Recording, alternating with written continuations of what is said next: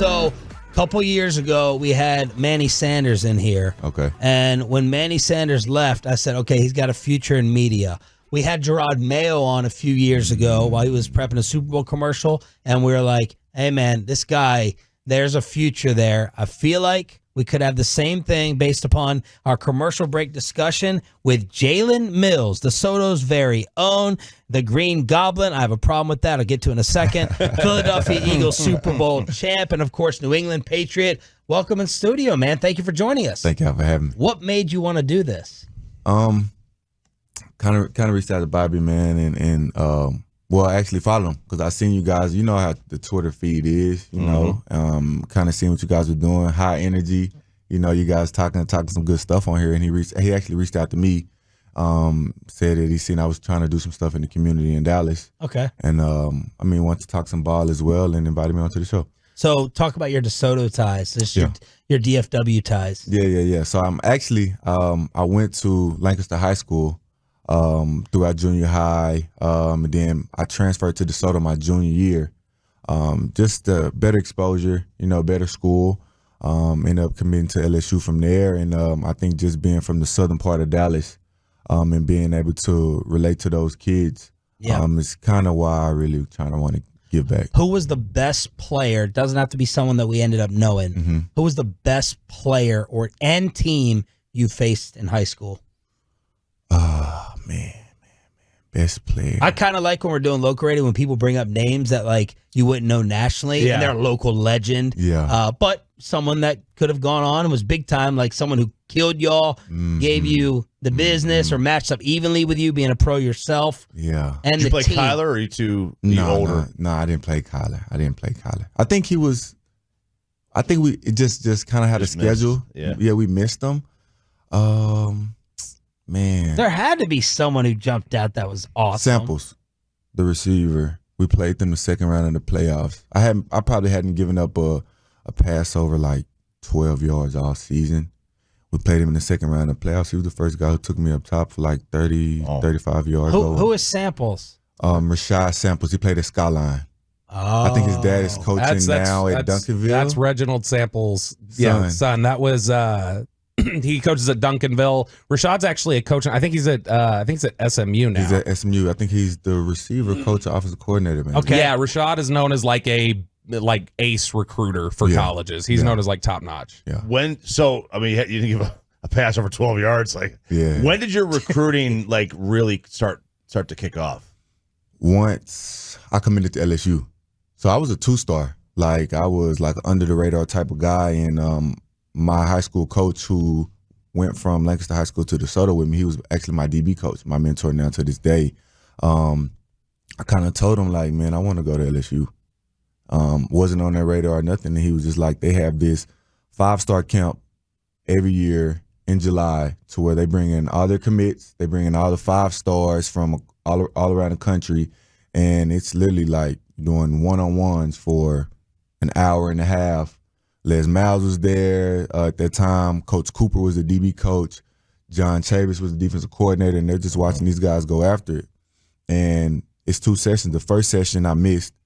I didn't miss. I didn't do that well, So you see guys getting offers and they're committing on the spot in the first session, and we drove 6 hours, man. I'm like, damn, I'm down. My mom's there and stuff, and then you get an hour break in between, and then I go to the second session and I just cut it on, and then from that point on, they said, Les Miles, once you come upstairs, he said he wanted to offer me, and I committed on the spot. Wow. Yeah. I know that you we have a mutual friend, Clay Mack. Yeah. I know who played around here, played high school ball around here, and has made it his whole life to help train DFW area DBs and stuff like that. Yeah. You worked with him for a long time. Since when? High school. So is that work that you've done with him and the way that he poured in the community? Is that where you said I want to do that myself? I want to come back. I want to help pour into the community. Was that sort of work that you had with Clay something that led you to feel like you wanted to do this outreach? 100%.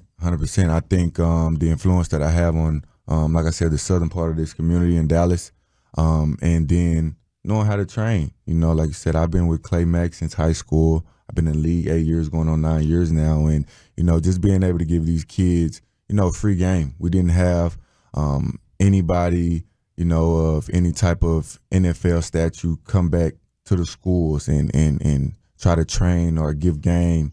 And I think I'm the best guy to do it right now. Who was your college and NFL mentor? Kind of the one you looked up to or took you under their wing? Yeah. I would have to say I can do coaches or players, or it doesn't matter. Player. Player. Okay. My first, it's crazy because I was at LSU for the summer, really and a half. But Tyrann Mathieu really helped me a lot. Wow. Right before, and like it was like right before the season, then he got dismissed from the school. Yeah.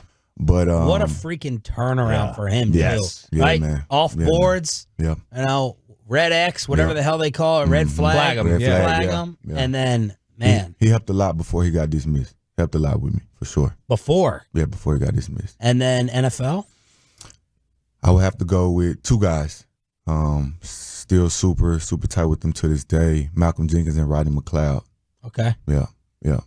Now, you obviously have spent the last, we already know, in Philadelphia, won a Super Bowl there. Yeah, we're all very bitter about that, the Eagles Super Bowl. But yeah, I'm curious, you know, you've spent the last 3 years playing in New England, playing with Belichick. Yeah. We've all had this discussion in the room ourselves of like, we're stunned, like a whole hiring cycle went by and Bill didn't get a job. Yeah. What did you think about just not only Bill deciding to you know, hang it up, basically come to that parting ways, but that he didn't end up, you know, getting a job this offseason?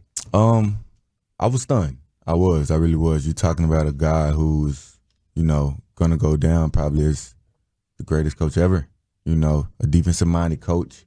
I mean, we were just talking about how complex offenses are and defenses are as well. So it's a chess match at all times. So I was very stunned.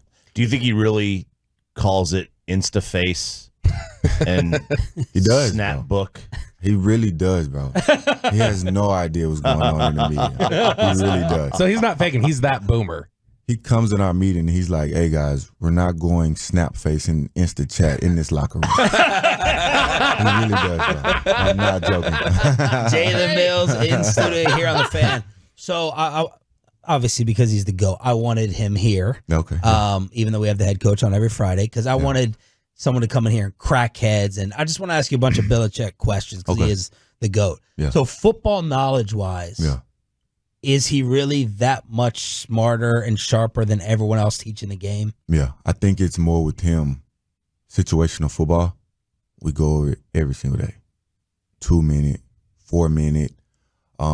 If it's Sunday, 11 o'clock before the game, he's out there, "Hey guys, the wind is blowing this way." So if you're at corner or you're at safety and they're throwing a go ball, the ball's going to drop inside of the numbers. Yeah. If you're on the other sideline, it's gonna travel farther. So you know once you see that ball in the air, you have to run a little harder. You might have to jump a little higher. It's like he knows the little bitty nuances throughout the game. Yeah.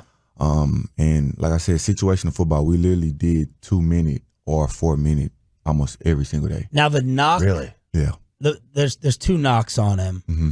One, from the media perspective, he has to have personnel control, bad drafts. Yeah. But the other thing that I want to ask you about as a player is that he's just, you know, he's an ass. Yeah. And you can't, you know, Jay Glazer and some people we talked to at the Super Bowl said you can't do this with today's young player, that you can't have guys miserable playing for you, that, you know, it's a dictatorship and this hard-handed rule doesn't play today. Right. What do you say to that? For one, if you can't take hard coaching, you're soft. For one, you know, when you're talking about today's players, you got these COVID kids coming out of college. They had these extra years. Coaches can't talk to them. And then you come into a situation where you're playing for the Patriots and it's Bill Belichick. At the end of the day, he's won a lot a certain type of way. Yeah. You know, and you can't do nothing but respect it, you know. Do you agree, though, that the new player, Brandon Cook, Stephon Gilmore, told this to our afternoon show, the new player is harder to coach? Yeah. And, right, you've been in nine years. Yeah. But the new kids coming in, you got to treat with some kid gloves? I think so. Some of these guys are a little different. Like I said, 8 years, going on 9. Sorry. Yeah, it's okay. You see these young guys come in this locker room and, you know, they might make a mistake and coach is yelling at them, and it's either you getting an attitude or you getting a shell. And now us as veteran guys, you got to tell them, "Hey, man, you made a mistake. coaches coaching you up. It's not, don't listen to how he's saying it. Listen to what he's saying. Yeah. See what I'm saying? Yeah. They're listening to the yelling. Man, he yelling at me, man. I'm a grown man. Yeah, we're all grown men. But at the end of the day, his job is also dependent on your job. How good you do is going to depend on if he can feed his family as well. Do you think, like, sorry, Chop, the Patriot way, the culture is like kind of an outdated thing in New England versus other places in the league? When Bill was under Bill's watch. Yeah, I think it's different cultures. You build different cultures in every team has a different culture, and I think that culture was built there for a certain reason. And going there, getting drafted there, being a free agent and going there, you have to know what you're getting yourself into. You know, the culture here in Dallas is different than New England. The culture in New York is different than the one in Philly. You know, so I think it's just more about embracing it more than trying to say, I don't like this or I don't like that. It's just, I mean, it's hard work. So the players, you think they're more sensitive, or the spot they're the most sensitive? Would you say it's in that film room day after a loss? Maybe is that where it hits the most for them? Definitely, I think and I've been through it. You have a bad game, and as soon as you get to the locker room, the media's like, they're on you. Mm-hmm. You don't want to talk to them. You just want to get out of that locker room as fast as possible and go to your family. But at the end of the day, you guys have a job, and we have a job, and you got to talk to the media when you're having a bad day just as much as you want to talk to them when you have a good day. When I have 2 picks and a touchdown, hell yeah, I want to talk to you guys. But if I've had a bad game, well, at the end of the day, I have to be a man about it and talk to you guys as well. What's the most misunderstood thing about Belichick? Or the biggest surprise when you tell people? He actually is a cool guy. Actually, outside of football, I've heard he could dress. Like he dressed. I heard outside. Like if he wants to dress up, he can dress. I don't know if that's true or not. Have you seen pictures? He got a couple suits. I mean, he's an older guy now. Like, don't get me wrong. He got a couple sharp suits, but I think outside of football, like when we cross those white lines, it's business. It is what you see on TV. That's Belichick. But outside of that, like he'll joke here and there. So he's a pretty cool dude. You guys have you were with the Patriots last 3 years, twice played the Cowboys, specifically this past year played them with the new offense and stuff like that. Mm-hmm. When you guys were game planning for them, like what's the book on the Cowboys offense? Like when you guys were planning for them, what is the thing of like, man, they do this really well, this is how we got to approach them? How did you guys look at Dallas's offense this year when you guys were game planning for them? You have to start fast versus that Dallas offense on defense. If you let them go up 7 points, 10 points, 14 points, then you're going to be in trouble. I mean, you guys know how the stadium is in there. The blowhorn. Oh, there you go. Sorry.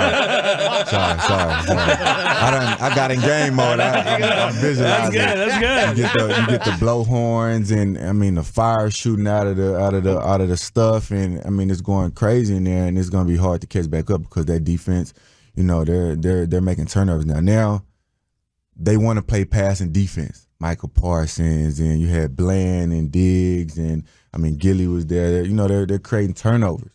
So the biggest thing was on defense, man. We need to get a 3-and-out this first possession and do not let them drive the field and score a touchdown. Are there obvious differences preparing for a Kellen Moore offense versus a Mike McCarthy offense? Kellen Moore, he doesn't care if it's 28-7 with 5 minutes left in the fourth quarter. He's going straight to the end zone again.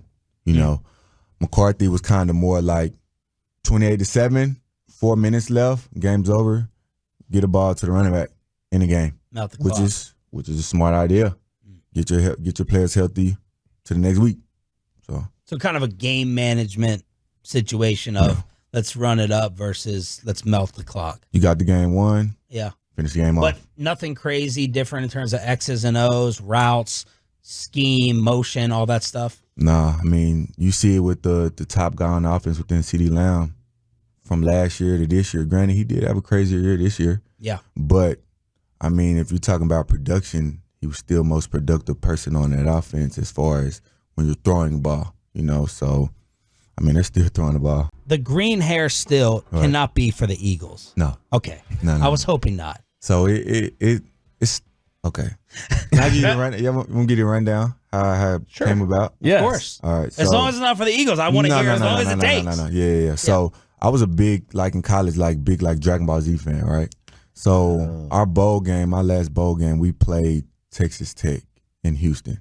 And I wanted to dye my hair purple so bad. Like I wanted to be like purple, like Super Saiyan, right? So of course, it didn't happen. I get to the Eagles. I do dye my hair green, and then like the Green Goblin, like the persona, how I play, the energy, the attitude, it kind of stuck. And like now kids are like spray painting their hair, right? I go to New England and they're all just like same thing, like you can't, green hair, Philadelphia, whatever. And I'm like, bro, you still like the Eagles? No, that wasn't it. It was more of, bro, I have young kids now looking up to me. I have kids in Dallas dyeing their hair green. I have, kids in the stands on the sidelines with green hair. And then also it kind of turned into a thing. I lost my uncle in 17 or he was 18 to liver cancer. Wow. Liver cancer, color for liver cancer is also green. Right? So it's kind of now, it was kind of more of the Green Goblin persona, and then also just keeping that green hair because, my uncle. Also, why I wear number 2, his name was Akutu. Everybody called him 2. Wasn't a big football fan, but always watched me. Bro, hates football, hates sports. He watches the news all the time, but everybody called him 2, and then I ended up changing my number to 2, had my hair green, so that's kind of like the whole story. Awesome story. Yeah. Thank you for explaining that. What was it like playing in Philly? It was tough, bro. Tough. That media there, bro. Because you said growing up here in DFW, you know the Cowboy pressure. Very well. Is it similar? How is it different in Philly? Yeah. I mean, it's really kind of the same. The expectation is high.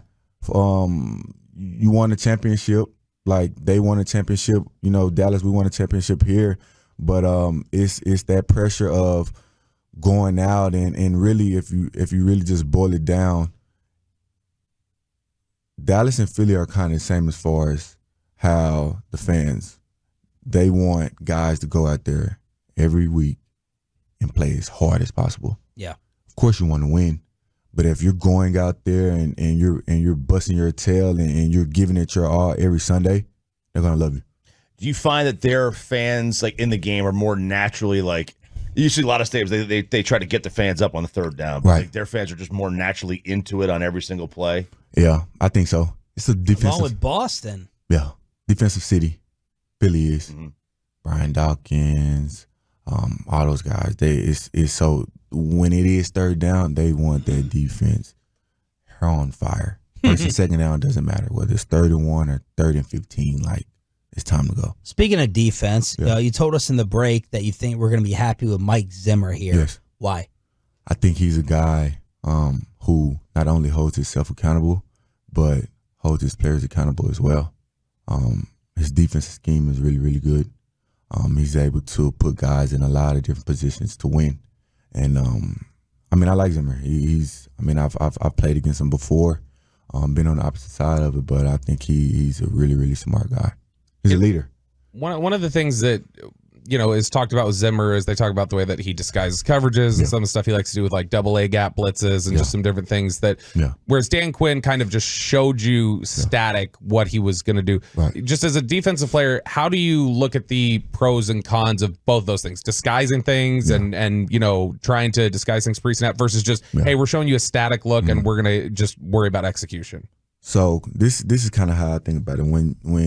When it's a lot of disguising going on, you're going against a quarterback who doesn't really know what's going on.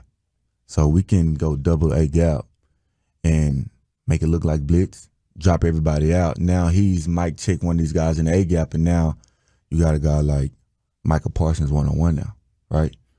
Or we can go AA gap and we blitz both those guys, and you may drop a guy over here and the quarterback knows that the blitz is coming and he's trying to throw this hot route on the backside, and now he's throwing it to a drop coverage over there, and now that play's being made. But there are guys where I've played a Tom Brady or Aaron Rodgers, and sometimes those disguises, they'll get your head bust because they know the game. They've seen it so much to where you do have to just line up, and it's like, hey, it's mano a mano. It's one-on-one. My corner's one-on-one. My safety's one-on-one. It's tight end. All of my D linemen, we're all one-on-one. Somebody's going to get, of course, double team, but now it's our guys are better than your guys. And it comes down to that sometimes. The 3rd and 5 play to win the game, and it's all man-to-man, and you know it and we know it. So I think it's kind of it's an up-and-down situation with it, but disguising definitely helps now with defensive scheme for sure. As a defensive player, Jalen Mills in studio here on Shan, RJ, and Bobby, is it almost a fact that you should have motion on your offense? Yeah. It's more difficult for you to defend? Yeah, I think so. I mean, we were just kind of talking about it, motioning from starting the formation into the boundary and motioning it back to the field rather than just lining up your 3-by-1 formation to the field. And then now the defense can dictate and they can get to their checks and here and there quick. Rather than if you have a motion, and you might have a defense who can't communicate that good. Or you might have a defense that, you know, now a big play has happened and they have to go to the sideline. They was like, coach, well, they did this and this and this. Like, we didn't see that motion before. Yeah. Or like we was talking about San Fran, what we call is build the formation. They may come out in a 3-by-1 bunch, and now they motion the guy over here. And they really want to get to a 2-by-2 formation, but they gave you a 3-by-1 bunch, and they know that you're going to check something to that 3-by-1 bunch. Now it's motion over here 2-by-2, and they know when you get to this 2-by-2 formation and to this boundary, you're going to call a certain call. Now they got you. This is a question we got from the 817. It's one that, I mean, we ask Mike McCarthy and other people, but it's good to ask somebody outside the building too. When you're game planning for Dak, what do you look at and say, this is what he does really well? Like, this is what we have to be most cautious with Dak specifically. And you can't say throw an interception in a big spot. Stop it. Exactly. I would say just lining up stagnant, like how we just kind of saying, just lining up, playing defense, man-to-man, press corner on the backside, safety down. The scheme is too good. The offensive players that, you know, whether it's running or passing the ball, are too good, and he gets to his checks. Now he's going to fry you. You have to show it too high. Now it's on the snap, we're going to 1 high. Show 1 high. You know, on the snap, we're going to 2 high. Trap the corner on the backside, have him off on the snap, roll down, put the safety over the top of him. Give him something to where now he thought he seen something. He has to pat the ball, and now he has to go through his reads. Like, that's defensive scheme. Like, you can't just, like we talked about it, the scheme is too good. They're going to run the score up on you. You have to make him hold the ball for a split second and think. Does he catch too much heat? I think so. I watched that last playoff game versus Green Bay. I mean, we always talk about ball security. I mean, as a team, any team should talk about ball security. You know, the life of the team, whether it's on defense, you intercept the ball and you see some guys fumble and they give it right back to the offense, or the offense turning over the ball with it's an interception or a fumble by a guy. But I think when there are big games, of course you want your quarterback to win the game. Yeah.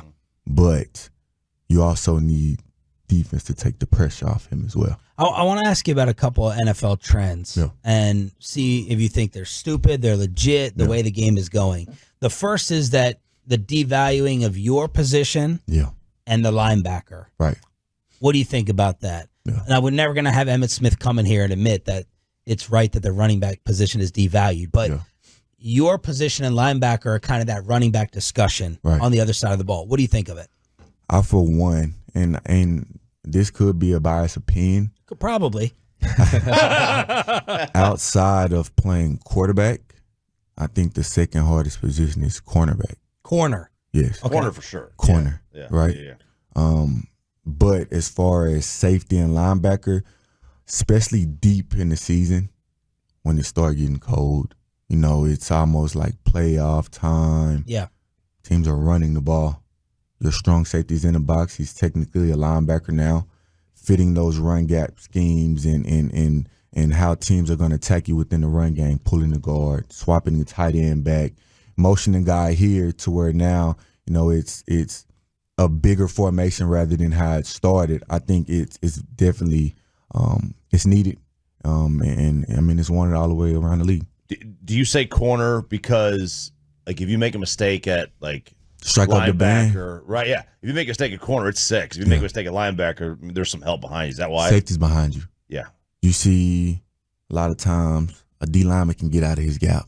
A linebacker can shoot the wrong gap, and the last person you see is the safety behind you.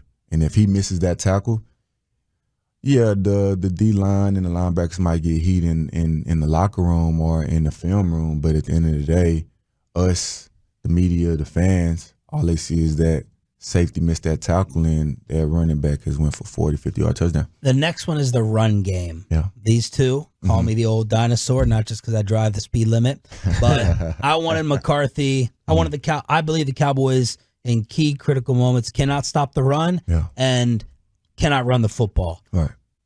Is running the football prehistoric, outdated? Talk about facing the run, the importance of it being overrated or underrated in today's NFL. It's essential. I mean, how many quarterbacks have we seen just go out there and throw 60 passes a game? You know, Tom Brady. Yeah. You're usually losing. Drew Brees. You know, we said Aaron Rodgers. You know, you're usually losing if you're throwing that much. Yeah. Right?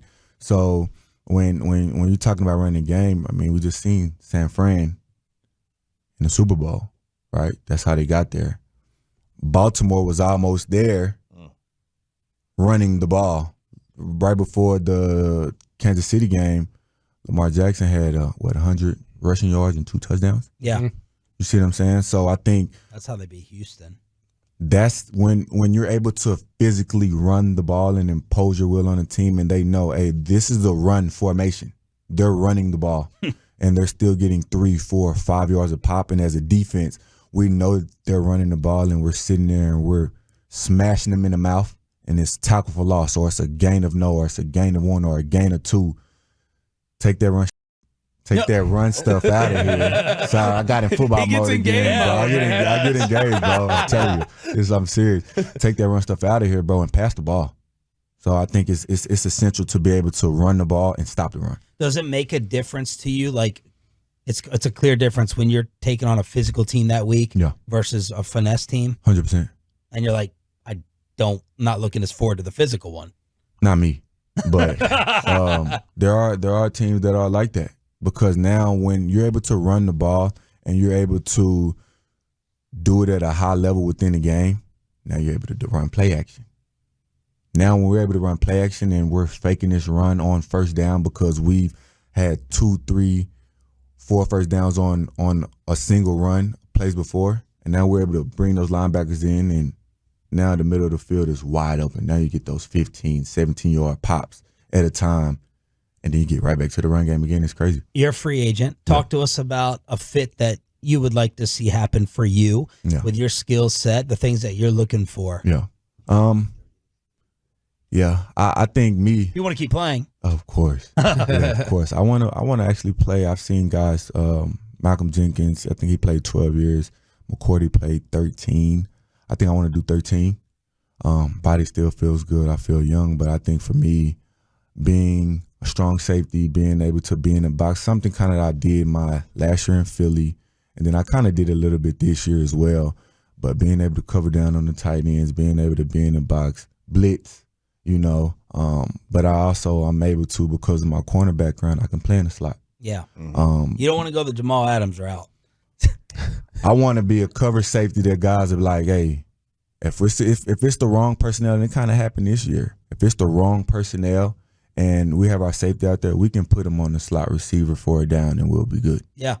Let's talk about, again, the community work that you're doing, how people can get involved in it, follow you for all of it here in the Metroplex. Yeah, I think I'm just out here trying to give back, man. Train a couple young guys out here, give them some free game, and I've actually already reached out to DeSoto High School and Coach Mathis, and we're going to get going in, I think, like a week and a half, trying to do a couple more schools, more on the southern section, because there are a lot of great trainers on the northern section of Dallas. So whether it's my other old high school, Lancaster High School, whether it's Carter, DeSoto, Sock, man, guys, man, reach out to me on social media, man. I'm trying to get going. Well, your Twitter account is very entertaining. Yeah. We didn't even get into the tight end debates. Right. You're looking for the great pickleball runs around here. Yes, I am. Of course, Dragon Ball Z. If anyone wants to talk it with you, we don't have enough time. You're welcome back in anytime. Yeah, of course. We definitely don't have enough time. Thank you so much, and come back whenever you'd like. Yeah, man. Thank you.